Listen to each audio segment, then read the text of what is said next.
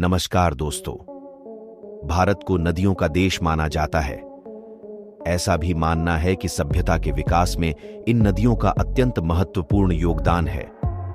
प्राचीन समय से ही भारत में नदियों को पूजनीय भी माना जाता रहा है। कई नदियों जैसे गंगा नदी के बारे में ऐसी भी मान्यताएं हैं कि इनमें डुबकी लगाने मात्र से मनुष्य को उनके की पापों से मुक्ति मिलती है। भारत की विभिन्न नदियों का अपना खास महत्व है।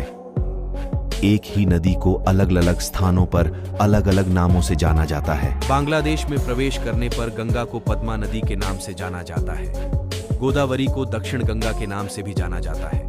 ऐसा माना जाता है कि चंबल भारत की सबसे स्वच्छ नदी है। लोग चंबल में स्नान नहीं करते क्योंकि एक कहानी प्रचलित है जिसके अनुसार कहा जाता है कि जो कोई भी चंबल के पानी को छूता है वह शापित हो जाता है। थमीरबरनी दक्षिण भारत की एकमात्र 12मासी नदी है। भारत का सबसे लंबा पुल भूपेन हजारिका ब्रिज है।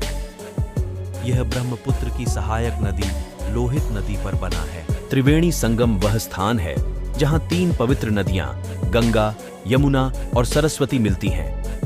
यह प्रयागराज में स्थित है जिसे संगम शहर के नाम से भी जाना जाता है। भागीरथी नदी पर टिहरी बांध भारत का सबसे बड़ा, सबसे ऊंचा बांध है और उत्तराखंड में स्थित दुनिया का 8वां सबसे ऊंचा बांध भी है। गंगा और ब्रह्मपुत्र मिलकर दुनिया का सबसे बड़ा डेल्टा बनाते हैं, सुंदरबन डेल्टा।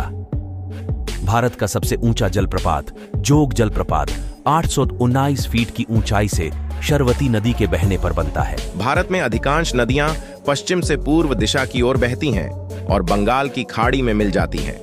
नर्मदा, ताप्ती और साबरमती जैसी कुछ ही नदियां पूर्व से पश्चिम दिशा की ओर बहती हैं। राजस्थान में बहने वाली 2 प्रमुख नदियां लूनी और बनास में अंतर्देशीय जल निकासी इनलैंड वाटर ड्रेनेज है, अर्थात वे समुद्र में खाली नहीं होती हैं बल्कि रेत में खो जाती है।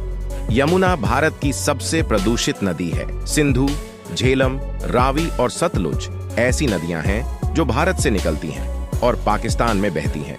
ब्रह्मपुत्र नदी को चीन में यारलुंग सांगपो, अरुणाचल प्रदेश में दिहांग और बांग्लादेश में जमुना के नाम से जाना जाता है।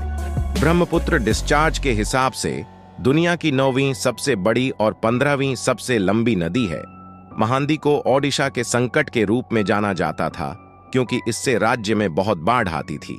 महानदी पर हीराकुंड बांध बनाकर स्थिति पर काबू पा लिया गया है।